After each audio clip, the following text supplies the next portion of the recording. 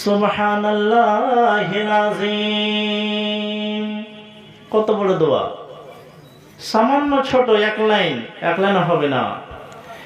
এই দোয়াটা যদি যে কোনো টাইমে বলতে পারেন তা রব্বুল আলামিন নবী বলছেন তাকে উহুদ পাহাড়ের সমান নেকি দেওয়া হয়।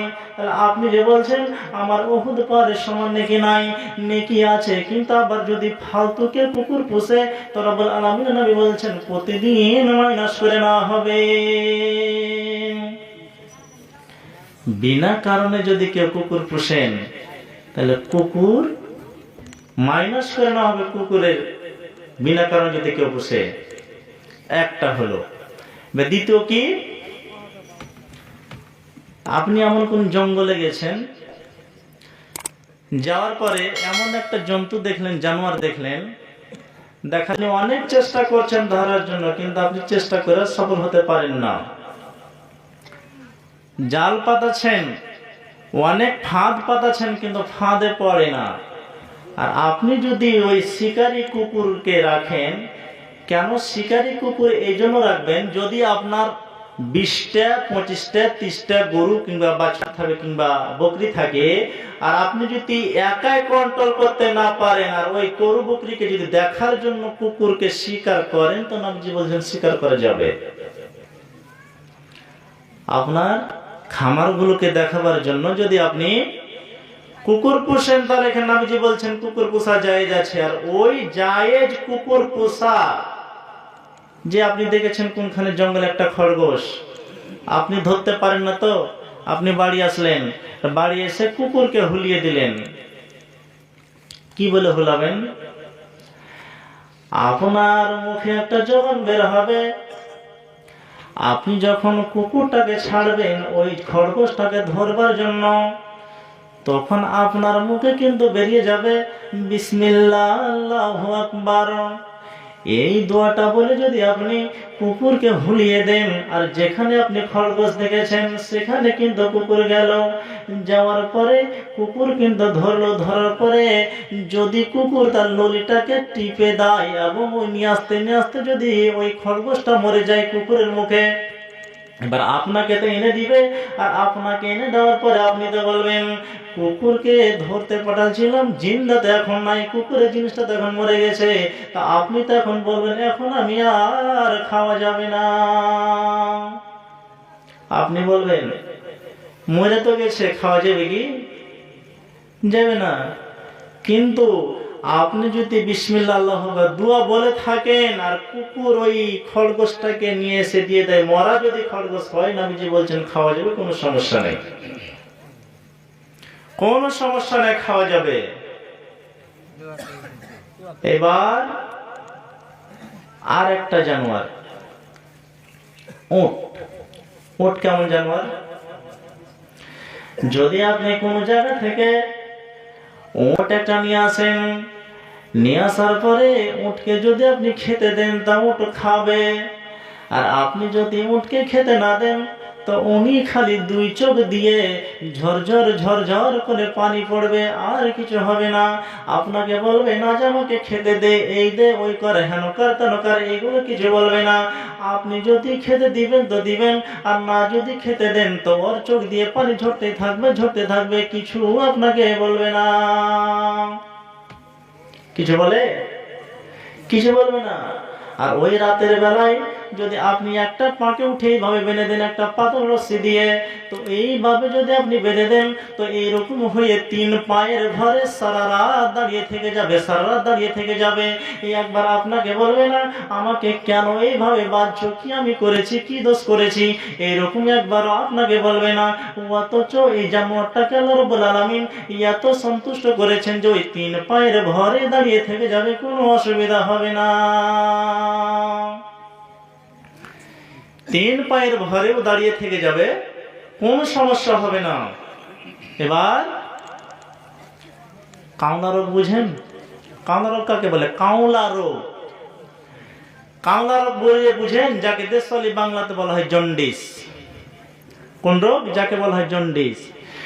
কোন মানুষকে যদি জন্ডিস রোগ হয়ে যায়, তো নবীজি বলেছেন উটের 1 গিলাস করে পেশাব এবং উটের 1 গিলাস করে কাঁচা দুধ দৈনিক যদি 15 থেকে 20 দিন পান করে, তো রব্বুল আলামিন নবী বলেছেন ওই লোকটার শরীর থেকে কাওলা রোগ পালিয়ে যাবে, কাওলা রোগ থাকবে না, জন্ডিস থাকবে না।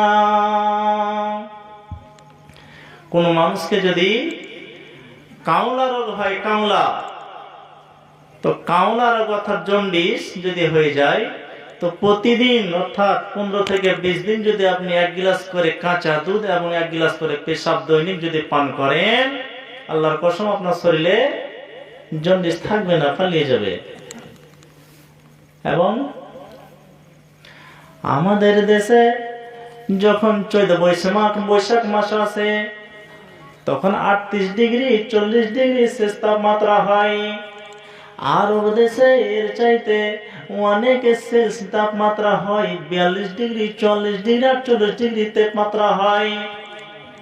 তো এইরকম তাপমাত্রাতে আমাদের দেশের যতগুলো গরু আছে, যতগুলো বাছুর আছে, ওই মরুভূমিতে কিন্তু চলতে পারবে না। আল্লাহ রাব্বুল আলামিন উটের পায়ের নিচে এমন একটা মাংসের স্পঞ্জ তৈরি করেছেন, মাংস থেকে তৈরি হয়েছে। এই মাংস দ্বারাতে আল্লাহ রাব্বুল আলামিন এত তাকে শক্তি দিয়েছেন যে 50 ডিগ্রি প্লাস হয়ে গেলে তার কোনো অসুবিধা হয় না।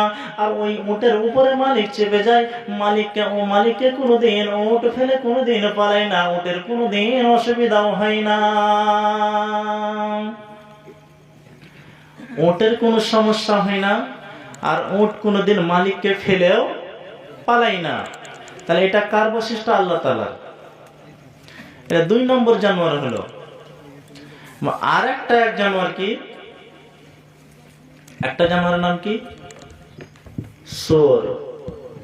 শুয়োরটা কোন জানোয়ার? শুয়োরটা এমন একটা জঘন্য জানোয়ার যে যেখানে ও বসে থাকবে সেই জায়গাটাও নাপাক, জয় পা চলবে তয় পা নাপাক। যে জায়গাতে বসে থাকে যতক্ষণ পর্যন্ত ওই জায়গাটাকে আপনি ধুয়ে না দিবেন, অতক্ষণ পর্যন্ত ওই জায়গাটাতে আপনার সালাত আদায় হবে না।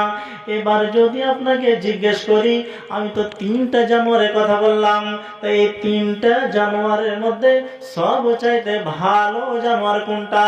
সবচাইতে ভালো জানোয়ার কোনটা? তো আপনার নজরে আসবে যে সবচাইতে ভালো জানোয়ার হলো উটটা। এবার যদি আপনাকে আমি জিজ্ঞেস করি সবচাইতে 3টা জানোয়ারের মধ্যে সবচাইতে জঘন্য জানোয়ার কোনটা, তো আপনি বলবেন শুয়োরটা। আপনি কি বলবেন? শুয়োরটা সবচাইতে খারাপ জানোয়ার। এখানে সূরা আনফালের 22 নম্বর আয়াতে আল্লাহ রাব্বুল আলামিন কি বলছেন? ইন্না শাররাদ দাওয়াবি ইনদাল্লাহি সুম্মুল বুকমুল লাযিনা লা ইয়াকিলুন। 3টা জানোয়ারের বিবেক আছে। এই যে 3টা জানোয়ারের কথা বলছি, এই 3টা জানোয়ারের মধ্যে কারো বিবেক নাই, কাউরে জ্ঞান নাই, কাউরে বুদ্ধি নাই। তাহলে কোনটা জানোয়ারকে আল্লাহ রাব্বুল আলামিন বুদ্ধি দিয়েছেন, বিবেক দিয়েছেন, জ্ঞান দিয়েছেন? যেই জানোয়ারটার জ্ঞান আছে, যে জানোয়ারটার বিবেক আছে, আর বিবেক থাকার পরে বুঝে না, না বুঝার ভান করে। যে জানোয়ারটাকে আল্লাহ শক্তিশালী দিয়েছেন, ব্রেন শক্তি দিয়েছেন, আর ব্রেন শক্তি দেওয়ার পরে সে যদি নিজেকে না বুঝার ভান করে, তো রব্বুল আলামিন নবী বলছেন ওই লোকটা হলো সবচাইতে জঘন্য প্রাণী আল্লাহর দুনিয়ায়। যে জানোয়ারটাকে আল্লাহ রাব্বুল আলামিন বিবেক দিয়েছেন, চেতনা দিয়েছেন, ব্রেন শক্তি, কানে শোনার শক্তি দিয়েছেন, শোনার পরে যদি না শোনার ভাঁজ করে, ব্রেন শক্তি দিয়েছে, ব্রেন শক্তি থাকার পরে যদি ব্রেন শক্তি না থাকার ভাঁজ করে, চলার শক্তি আছে, চলার শক্তি থাকার পরে যদি না চলার শক্তি করে, এই লোকটা হলো সবচাইতে জঘন্য প্রাণী আল্লাহর দুনিয়ায়। যার 2টা পা আছে, যার 2টা পা আছে, 2 পাইয়া জানোয়ার হলো পৃথিবীর বুকে সবচাইতে খারাপ জানোয়ার। কুকুর থেকে, শুয়োর থেকে, আর উঠতে বললাম উঠতে একটা ভালো জানোয়ার মধ্যে পড়ে। কিন্তু এদের চাইতে সবচাইতে নিকৃষ্ট প্রাণীকে মানুষ। এদের এদের বুঝার শক্তি আছে কিন্তু এরা বুঝে না, এদের দেখার শক্তি আছে কিন্তু দেখেও দেখে না, এদের এখান থেকে সেখানে যাওয়ার শক্তি আছে, বুঝা যদি না বুঝে, এই জন্য রব্বুল আলামিন বলছেন এইগুলো হলো সবচেয়ে জঘন্য প্রাণী আল্লাহর দুনিয়ায়।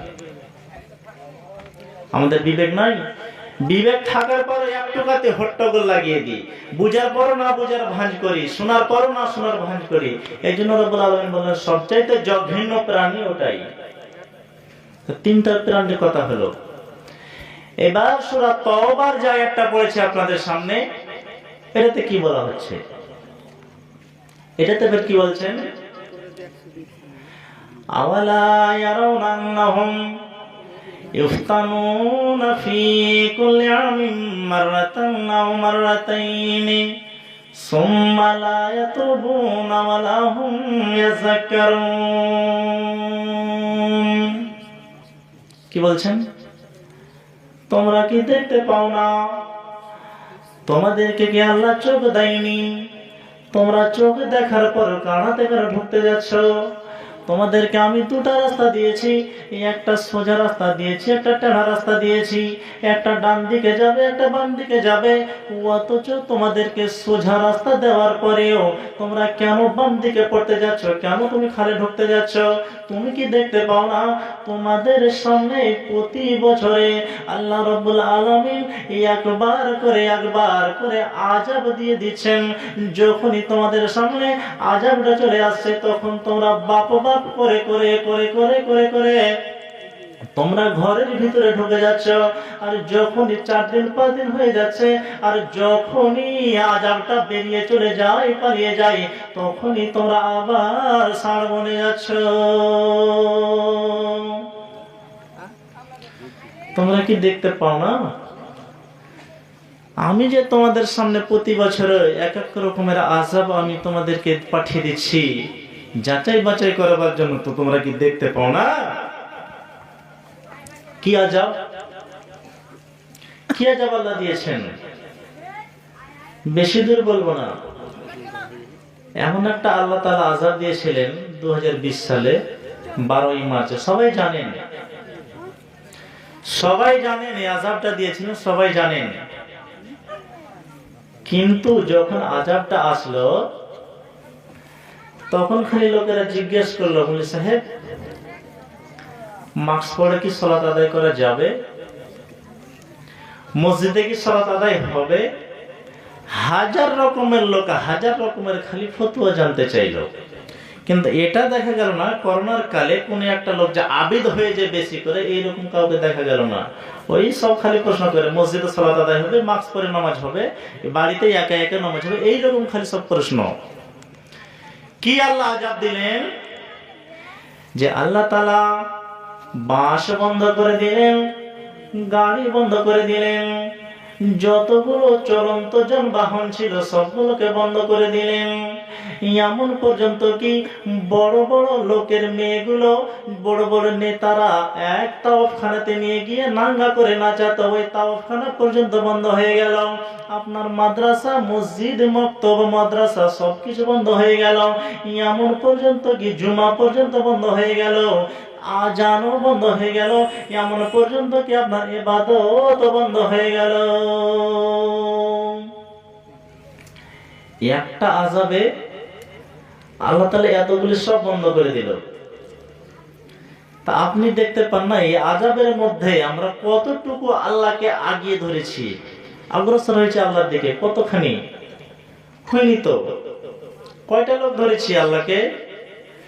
কিন্তু এই যে করোনার কালে আমরা যে একটু দরকার ছিল, আমাদেরকে একটু আবেদ হওয়ার দরকার ছিল, আল্লাহকে ধরার দরকার ছিল, কিন্তু আমরা আরো পিছিয়ে পড়েছি।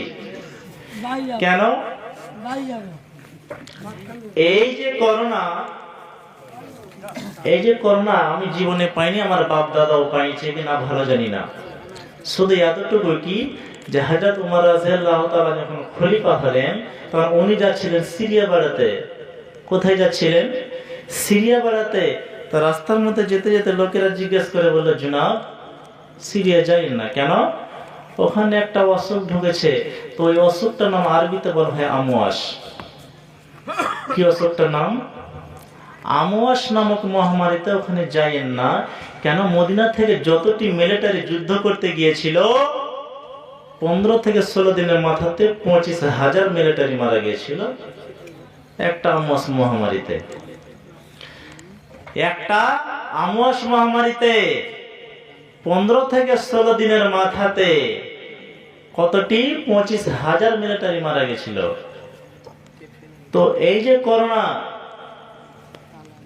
তো করোনার সময়তে যে আমাদের দোয়া আছে, আর এই দোয়াটা কিন্তু হাদিসে নাই। সবাই জানেন কি জানেন? আল্লাহ ভালো জানে। কতটি লোক জানেন আর কতটি লোক জানেন না আমি বলতে পারবো না, কিন্তু এই করোনার দোয়া খাস করে হাদিসে নাই। দোয়াটা তো আছে। কি দোয়াটা? আমি একবার বলছি, আমার সাথে বলবেন কি? আল্লাহুম্মা ইন্নী আউযু বিকা মিনাল বারাসি ওয়াল জুনুনি ওয়াল জুযামি ওয়া মিন সাইয়্যিল আসকাম। এই দোয়াটার মধ্যে মক্কার ইমাম সাহেব একটা ওয়ার্ড ভরে দিয়েছেন। কি দেখি বলছেন? আল্লাহুম্মা ইন্নী আউযু বিকা মিনাল বারাসি ওয়াল জুনুনি ওয়াল জুযামি ওয়াল কুরুনা ওয়া মিন সাইয়্যিল আসকাম। মানে কি? মানে কি? হে আল্লাহ, আমি তোমার কাছে যত রকম দুনিয়াতে ব্যাধি রোগ আছে, যত দুনিয়াতে কষ্ট কঠিন রোগ আছে, যত দুনিয়াতে কুড়ি রোগ আছে, যত দুনিয়াতে খ্যাপা হওয়া রোগ আছে, পাগল হওয়া রোগ আছে, এই অসুখগুলি থেকে তোমার কাছে আমি আশ্রয় চাচ্ছি। এই অসুখগুলি যেন আমাকে আক্রমণ না করে। এটা একটু বড় দোয়া। আর একটা ছোট্ট দোয়া আছে কি? আল্লাহুম্মা মাহফাজনা মিন কুল্লি বালাইদ দুনিয়া ওয়া আযাবিল আখিরাহ। হে আল্লাহ, এই দোয়াটা যদি তুমি বলতে থাকো দিনে যে কোনো টাইমে আর যে কোনো সময়তে, তো তোমার আগা দিকে যত বড় বিপদ হোক না কেন আল্লাহ রাব্বুল আলামিন বিপদ থেকে বাঁচিয়ে দিবেন। এবং কবরের কালে, হাসরের ময়দানে, কাল কিয়ামতের ময়দানে যত বড় তোমার বিপদ হোক না কেন, এই দোয়াটা যদি বলতে থাকে আল্লাহ রাব্বুল আলামিন আমাদের বিপদ থেকে বাঁচিয়ে দিবেন। আমরা বলছি, আমরা দোয়ার মানে তো বুঝি না। কি আর পড়বো আর কি আর জানবো? দোয়ার মানে বুঝি না। হযরতে নূহ আলাইহিস সালাম না, হযরতে ইউনূস আলাইহিস সালামকে যখন মাছে গিলে নিলেন, তা হাদিস বলছে 3 অন্ধকার। কয় অন্ধকার? 3 অন্ধকার। কি কি? এক রাতের অন্ধকার, দ্বিতীয়ত পানির ভিতরকার অন্ধকার, তৃতীয়ত হলো কি মাছের ভিতরকার অন্ধকার। 3 অন্ধকার থেকে নবী ইউনূস আলাইহিস সালাম দোয়া করেছিলেন। রব্বুল আলামিন বলছেন, এই নবী ইউনূস যদি এই দোয়াটা না বলতো আমি তাকে রেহাই দিতাম না। নবী ইউনূস যদি এই দোয়াটা না বলতো আমি তাকে রেহাই দিতাম না। যখন দোয়াটা বলতে লাগলো, দোয়া বলতে বলতে বলতে বলতে 40 দিন বলার পরে মা রব্বুল আলামিন মাছের পেটে একটা ব্যথা সৃষ্টি করে দিলেন, বেদনা সৃষ্টি করলেন। আর বেদনা সৃষ্টি করার পরে মাছ তখন তাকে কিনারাতে উগলে ফেলে দিলেন। কি দোয়াটা? দোয়াটা কি? লা ইলাহা ইল্লা আনতা সুবহানাকা ইন্নী কুনতু মিনাজ জালিমিন। ছোট্ট একটি দোয়া। তাহলে এই দোয়াটা বলে নবী ইউনূস যদি বাঁচতে পারে, রেহাই পায়, তো আমরা কেন পাবো না? নবী ইউনূস বাঁচতে পেরেছি এত বড় মুসিবত, এত বড় বালা থেকে, তা আমরা কেন পাবো না? অথচ আমরা এখনো বেয়াড়া হয়ে যায়। কি বেয়াড়া হয়ে যায়? এত বড় আমাদের সামনে আযাব আসছে, এত বড়, তাও আমরা কি করি? শয়তানি চাল থেকে যায়। কেমন? আপনাদের এই গ্রামে যদি কারো বিয়ে লাগে বেটা ছেলে, তো যাবে কোনঠে? অমুক জায়গাতে, যেখানে বিয়ে করতে যাবে। এবার বিয়ে করতে যে যাবে, তো মেয়ের বাবা কিন্তু বসার জায়গা করেনি। মেয়ের বাবা বসার জায়গা করেনি, খালি কোন রকম খাজিনদারিটি কোন রকম করেছে, যে কয়টা লোক খাবে ওই রকম খালি প্যান্ডেলটা করেছে, কিন্তু বসার প্যান্ডেল করেনি। এবার তো লোক চলে গেছে 100-150টা। এবার ওই গ্রামে একটা নতুন কিন্তু মসজিদ হচ্ছিল, কোন রকম ছাদ হয়েছে, আর কিচ্ছু হয়নি। তো মেয়ের বাবা বলল, যতটি বরযাত্রী আছে সবটি চলে যায় মসজিদের দ্বিতলের উপরে, সবটি ওখানে গিয়ে বসো। সবটি চলে গেল, ওখানে গিয়ে বসে গেল। এমন সময় 11টার সময় গেল, আর 11টা 12টা 12টার সময় এমন একটা মুয়াজ্জিন গিয়ে কানে আঙুল ভরে বলছেন, আল্লাহু আকবার, আল্লাহু আকবার। যেমনই আজান দিয়েছেন, যতটি শয়তান ছিল একটা একটা একটা একটা একটা একটা করে সবটি বেরিয়ে গেল, সবটি বেরিয়ে গেল। যারা নবীকে চিনে রেখেছে, আল্লাহকে ভালোবেসে রেখেছে, এই লোকগুলো কয়টা থাকলো, আর বাকি সবটি একটা একটা একটা একটা করে বেরিয়ে চলে গেল। এবার হাদিস কি বলছে, যখন মুয়াজ্জিন আযান দেয়, যখন মুয়াজ্জিন আযান দেয় তখন শয়তান পালায়। কত জোরে শয়তান পালায়, তো নবীজি বলছেন ওয়ালা হুজুরাতুন, এমন জোরে শয়তান পালায় যে শয়তান পালানোর চটনে শয়তানের পিছন দিক দিয়ে হাওয়া বের হতে থাকে, হাওয়া বের হতে থাকে, এত জোরে শয়তান পালায়। শয়তান কত জোরে পালায়, এত জোরে শয়তান পালায় যে শয়তানের পিছন দিক দিয়ে হাওয়া বের হয়। এবার যতটি বরযাত্রী মসজিদের দ্বিতলের উপরে ছিল, যেমনই আজান পড়লো সবটি শয়তানে একটা একটা একটা করে বেরিয়ে গেল। তাহলে আপনি তো শয়তানকে দেখতে পান না, কিন্তু এবার শয়তান দেখলেন যে আপনার চোখের সামনে সবটি শয়তান বেরিয়ে গেল, একটা ওকে টিকল না, সব শয়তান চলে গেল, একটাও টিকলো না। যারা নবীকে চিনে রেখেছে, নবীকে ভালোবেসে রেখেছে, তারাই আছে, বাকি সবটি বেরিয়ে চলে গেল। তাহলে আপনি তো শয়তানকে দেখতে পেলেন, জিন্দা শয়তান। আপনি জিন্দা শয়তান দেখতে পেলেন, অথচ শয়তানকে দেখতে পাচ্ছি মানুষ হচ্ছে শয়তান। ওই শয়তান তো আছে, কিন্তু মানুষ হচ্ছে শয়তান। এবার একটা কথা, আপনাদের গ্রামে বিয়ে হয়, প্রত্যেকের গ্রামে বিয়ে হয়, প্রত্যেক গ্রামে বিয়ে হয়। তো বিয়ে যখন হয়, ধরুন আপনাদের এই গ্রামের কোন এক মেয়ের বিয়ে দিলেন, এই গ্রামে কোন এক মেয়ের বিয়ে দিলেন, আর 15 দিন, কুরবানির 15 দিন আগে বিয়ে দিলেন। তো ঈদের বিয়ের সময়তে যা আসবাবপত্র লাগে, শার্ট দিলেন ডবল করে, প্যান্ট দিলেন ডবল করে, জোড়া জোড়া চাপ্পাল দিলেন, 2টা চাড্ডি দিলেন, আরো যা লাগে সামগ্রী দিলেন জামাইকে, বিয়ে আপনি দিয়ে দিলেন। আর 15 দিন পরে কিন্তু ঈদ। কয়দিন পরে? 15 দিন পরে কিন্তু ঈদ। এবার রাতের বেলায় মিয়া বিবি শুয়ে আছেন, আর আপনার বিবি আপনাকে বলছে, হাজি জামাই ডাকবে না? আপনাকে কি বলছে? জামাই ডাকবে না? এবার আপনি তখন আপনার বিবিকে জবাব দিচ্ছেন কি, এই তো হলো 15 দিন হলো বিয়ে হওয়া, আর বিয়ের সময়তে আমি জোড়া জোড়া শার্ট দিলাম, জোড়া জোড়া প্যান্ট দিলাম, জোড়া জোড়া জুতা দিলাম, জোড়া জোড়া চাড্ডি দিলাম, এত কিছু দেওয়ার পরে আবার বলছি যে জামাই ডাকতে হবে, আমি তো ডাকতে পারবো না। আপনি কি বলেন? আমি ডাকতে পারবো না। এবার আপনার বিয়ে বলছে, লোক যে নামটা কইবে ডাকবেন না তো? তখন কি কইবে? লাজে পড়ে তখন ফের জামাইকে ফোন লাগিয়ে দিলে। জামাইকে ফোন করে কইছে, বাজি জরিনাকে লিয়ে আসিও, বাড়িতে ঈদ খেয়ে যাও। কথাটা বোঝার চেষ্টা করবেন, না বুঝে কেউ হুড়মুড় করবেন না। তো জামাইকে ফোন করলে, ফোন করার পরে তারপর দিন সকালে এসে হাজির। এবার একদিন থাকলো, দুদিন থাকলো, থাকার পরে আপনি একটা 450 টাকার লুঙ্গি দিয়ে আপনি জামাইকে বিদায় করে দিলেন। একটা হলো। এবার ফের বর্ষার সিজন চলে আসছে, এবার আপনার বিয়ে ফের আপনার পিছে লেগে গেল, বলছে কি দুনিয়ার জামাই গেলা আসছে তো ছাতা মাথায় দিয়ে বর্ষার দিনে তো দেখতে কত ভালো লাগছে, আর হাত জামাইটা আসে না তো তোমার কি আর মনে হয় না যে একটা ছাতা গেলা দিয়ে জামাইটাকে ডেকে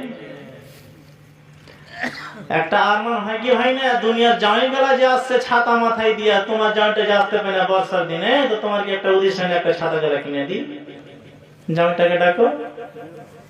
ফের জামাইকে ডাকলো, ডাকার পরে কি করবে? ফের একটা ছাতা দিয়ে দিল। কি ছাতা? কেসি পালের ছাতা। কেসি পালের ছাতা দিয়ে দিল জামাইকে 450 টাকা वाला, দুটা হলো। এবার আজকে যেরকম আপনাদের এই বালুয়া গ্রামে জালসা, সেম একদিন জালসার আগা দিন ফোন করে দিয়েছে ফের জামাইকে, জামাই ফোন করেছে ফের শ্বশুরের বাড়িতে, আর ফোন করেছে তখন আর শাশুড়ি উঠাচ্ছে ফোন, ফোন করে বলতে বলছে আসসালামু আলাইকুম। শাশুড়ি তখন ওয়ালাইকুম সালাম। কে? আমি জামরে, তুমি চিনতে পারো না? যে ও বাজি। হ্যাঁ বাজি, কি খবর? রোজিনা কেমন আছে? ভালো আছে। ভালো আছে। তো এই যে মা, আমি একটা কথা শুনছিলাম তোমাদের গ্রামে নাকি বলে জালসা। ও জালসা, তো তোমাকে বলবো বলবো করছিলাম কিন্তু বলতে পারিনি। আমি তো ফোন লাগাইতে জানি না, দেখতে পাই তোমার শাশুড়ি কিরকম, ফোনটা লাগাইতে জানি না। তো ঠিক আছে, তো চলে এসো বাজি কালকে। ফের কালকে চলে এলো। আসার পরে ফের তার শাশুড়ি তার স্বামীকে বলছে, শ্বশুরকে, হাজি জামাইটা যে এসছে তো জালসা খেতে যাবে, তো যাও 20 টাকা গেল, জালসা গেলা খেয়ে আসো, জালসা খেয়ে ঘুরে আসো। তো জামাইয়ের হলার কত বড় যে 500 টাকা লাগে খালি ওকে জালসা খেতে, খালি ওকে 500 টাকা লাগে খালি জালসা খেতে। ফের তার শ্বশুরে দিল 500 টাকার টাইনা দিয়ে দিল। তো এতটি যে সমগ্র দিচ্ছে শাশুড়িরে জামাইটাকে, তো আশা কয়টা করে? 7-5 রকমের যে বছরে জিনিস দেয়, আর 7 বার 8 বার করে যে বছরে ডাকে জামাইকে, তো জামাইকে কয়টা আশা করার জন্য কয়টা আশা করে? 7-8 রকমের জিনিস দেয়, আশা কয়টা করে? একটাই আশা করে, বাকিটি সব ফেল। কি আশা করে? আশাটা কি? এরে গোলামের বাটা শোন, আমি তোকে এই জন্য ডাকছি যে আমার যখনই দরকার পড়ছে তখনই তোকে আমি ডাকি, আর ডাকার পরে তোকে আমি দিতে আছি সামান। প্রতি বছরে তোকে আমি 7 বার ডাকি, 10 বার ডাকি, আর ডাকার পরে তোকে আমি এরকম জিনিসগুলো দিই। আর কেন দেওয়ার মানে হলে যে আমার বেটিটা যেন তোর কাছে ফুলের রানী হয়ে থাকে, আমার বেটিকে যেন কোনোদিন তুই না জ্বালাইস, আমার বেটিকে যেন কোন সময় তুই খেচার খেচার না করিস, তার জন্য তোর পাছাতে গুঁজা দিতে আছি, দিতে আছি, দিতে আছি। একটা আশার জন্য শাশুড়ি কি করে? বছরে আর জামাইয়ের পাছাতে ঠুসাইতে থাকে, ঠুসাইতে থাকে। তো দেশালি বাংলাতে একটা ফষ্টি কি বলে যে কুকুরের কোনো কাম নাই আর আস্তে হাঁটন নাই। মানে কি? কুকুরের কোনো কাম নাই আর আস্তে হাঁটন নাই। কুকুরকে দেখেছেন কোনদিন আস্তে হাঁটে? যখনই দেখবেন তখন ধুক ধুক ধুক ধুক করে দৌড়াইতে আছে, দেখে লাগছে ওর কোনটার বাপের ই ছুটা হলো, ওরকম দৌড়াইতে আছে। কিন্তু এই জন্য বলে যে কুকুরের কোনো কাম নাই আর আস্তে হাঁটন নাই। এই জামাইয়ের কোনো কাম ছিল কি? কোনো কাম নাই। তখন কি মাসে 2 বার আসছে, 3 বারে আসে, শাশুড়ি তখন যে তোর পাছাতে শুনটা দিতেই আছে। এতটা জিনিস দেওয়ার পরে শাশুড়িরা একটাই আশা করে যেন আমার বেটিটাকে তুই না জ্বালাইস। এবার আমার আল্লাহ কি বলছেন? আমি তো কতটি জিনিস দিয়েছি, আমি তো কতটি জিনিস দিয়েছি, মাত্র আমাকে 2টা জিনিসের দাম দে। কি? যখন কোন মায়ের পেট থেকে কোন একটা বাচ্চা জন্মগ্রহণ হয়, তখন ওই বাচ্চাটাকে মায়েরা মুছিয়ে নাই, এমন যতগুলো লালটে লালটে পানি থাকে, এই পানিগুলোকে মুছে নাই। মুছে নেওয়ার পরে শ্বাস নিতে শুরু করে দেয়। শ্বাস নিতে নিতে নিতে নিতে নিতে নিতে 40 বছর, 50 বছর, 60 বছর, 70 বছর পর্যন্ত শ্বাস নিতে থাকলো।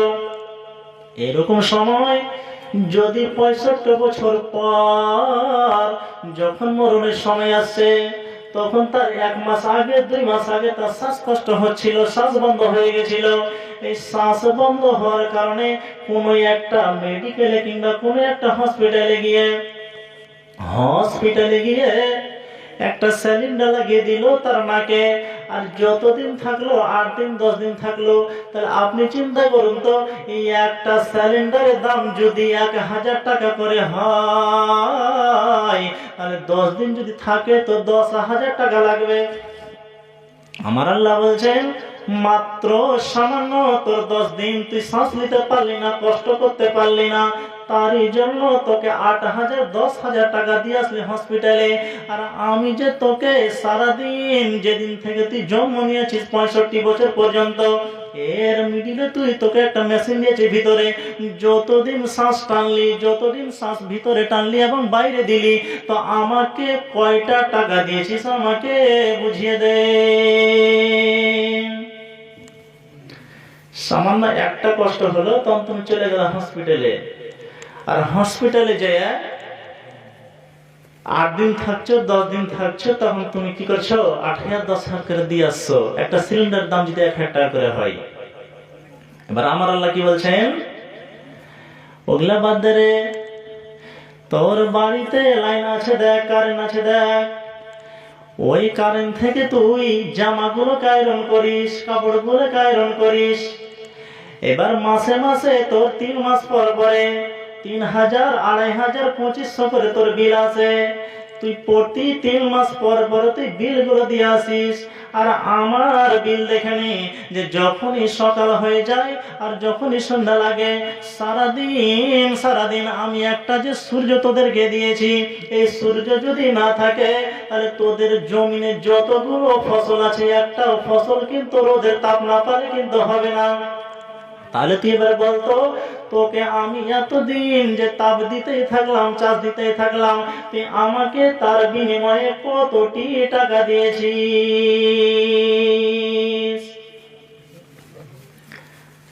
আমি তোকে প্রতিদিন যখনই সকাল হয় তখনই আমি লাইন দিয়ে দিই, এবং সন্ধ্যা যখন হয়ে যায় তখন আমি বন্ধ করে দিই। তো তুই তার বিনিময়ে আমাকে কতটি টাকা দিয়েছিস আমাকে বল না। আর সামান্য তুই একটা লাইন জ্বালাচ্ছিস, কারেন্ট জ্বালাচ্ছিস, তো তোকে 3 মাস পর পরে তোকে বিল দিতে হয় 3,000 4,000 2500, আমাকে তো একটাও দিস না। এবার বলছেন কি যে এবার এই জমিনটাতে, এখান থেকে আপনি যদি ভালুকা যান বা আর কোনো জায়গা যান, তো বাসে যদি আপনি চাপেন, তো বাসের একটা চাদরা আছে ভিতরে, ওই চাদরাটা যদি আপনি দাঁড়াবেন, খালি শিকল দিয়ে ধরে যদি দাঁড়িয়ে থাকেন, আর 1 মিনিট কিংবা 2 মিনিট যদি চলে, তা আপনার কাছে টাকা নিয়ে নিবে। মাত্র ওই বাসের ভিতরে একটা চাদরা আছে, চাদরা, ওই চাদরাতে আপনি পা দিলেন এবং বাসটা খালি 2 মিনিট গড়লো, ঘোড়া আগিয়ে গেল, তার জন্য ওই বাসের খালাসি কি করে আপনাকে টাকা আদায় করে নিয়ে নাই। আমার আল্লাহ কি বলছেন, রে কামিনা, তুই সামান্য বাসের ভিতরে চেপেছিলি, এখান থেকে অমুক জায়গা গিয়েছিস, এই একটু গরম করেছিস, তার জন্য বাসওয়ালাকে তুই টাকা দিয়েছিস। আর আমার জমিনে আছিস, আমার জমিনে চেপে আছিস, আর চেপে চেপে দোকানে যাচ্ছিস, হাটে যাচ্ছিস, বাজার যাচ্ছিস, স্কুল যাচ্ছিস, কলেজ যাচ্ছিস, যত দুনিয়াতে জায়গা আছে সবগুলো যাচ্ছিস। এবার বলতো তুই আমাকে কতটি টাকা দিয়েছিস আমার জমিনে চলার জন্য? তো আমার জমিনে চলার জন্য তুই আমাকে কটা টাকা দিয়েছিস? আর সামান্য বাসে চড়তে গেলে একটু টাকা দিয়ে দিস, কিন্তু আমার জমিনে কটা টাকা দিস? কটা টাকা দিয়েছিস আমাকে? আমাকে তো একটাও টাকা দিস না। অথচ তোকে টাকা দিতে হবে না, তোকে কিছু দিতে হবে না, তুই আমার জমিনে চল, আমার জন্য আমার মসজিদের ভিতরে ঢুকে যা, একবার আমাকে ডেকে নে, একবার আমাকে ডেকে নে, আমি তোদের কাছে আমি কিছু নিব না, কিছু বিল দিতে হবে না। কেন? আমার জমিনে চল, একটা বিল লাগবে না, শুধু আমার একটু ইবাদত বন্দেগী কর, কিছুই লাগবে না। কিন্তু আমরা মুসলমান সমাজ, আমরা নিচু মনে নেমে গেছি, উপর মনে উঠার কোনো আর নাম পাত্তা নাই। যখন এই গ্রামের ভিতরে কোন একটা কাউরে এখানে বিয়ে লেগে যায়, আপনাদের এদিকে গীত গায়ে মেয়েরাতে, গীত গায়ে কি গায় না? হ্যাঁ, তো এই গীত গালা যে বলে মায়েরা বোনেরা, তো এই গীত গালা মানে জানেন? আমি একটা গীত বলবো আপনার সামনে, অনুমতি দেন? বলছি, হ্যাঁ। তো যখনই বিয়ে লেগে যায়, আল্লাহু আকবার, বিয়ের গীতে যে কত জঘন্য আজাব আছে, জঘন্য সাজা আছে, আল্লাহ ভালো জানে, ওরা তো জানে না। একটা দেশালি বাংলা কি দিকে ভাই জানেন? লিল্লা দুধের পুকুরে গোবরণী, লিল্লা দুধের পুকুরে গোবরণী, কেশো সারিয়া লিলি রে বরণী আমারে কে। তো মানে কি? আর দুধের পুকুর আছে, দেখেছেন আপনারা? দুধ তো পুকুর নাই, অথচ বলে। ফের একটা গীত কি কয় জানেন? আষাঢ় শ্রাবণ আশ্বিন মাসে, আষাঢ় শ্রাবণ আশ্বিন মাসে, ঘাস করে সানা সানারে জানারে লাল, আনারে জানারে লাল, সেনা ঘাস কাইটারে রমজান, সেনা ঘাস কাইটারে রমজান, আরে বনিয়ালি রে সাল, আনারে জানারে লাল। ঘাসের কোন সাল হয়? অথচ আর জঘন্য জঘন্য গীত বলে। এই জঘন্য জঘন্য গীত গালা বললে কি হয় জানেন? আর একগুলো আরো ফেরে আর এক রকম গীত গায়। কি?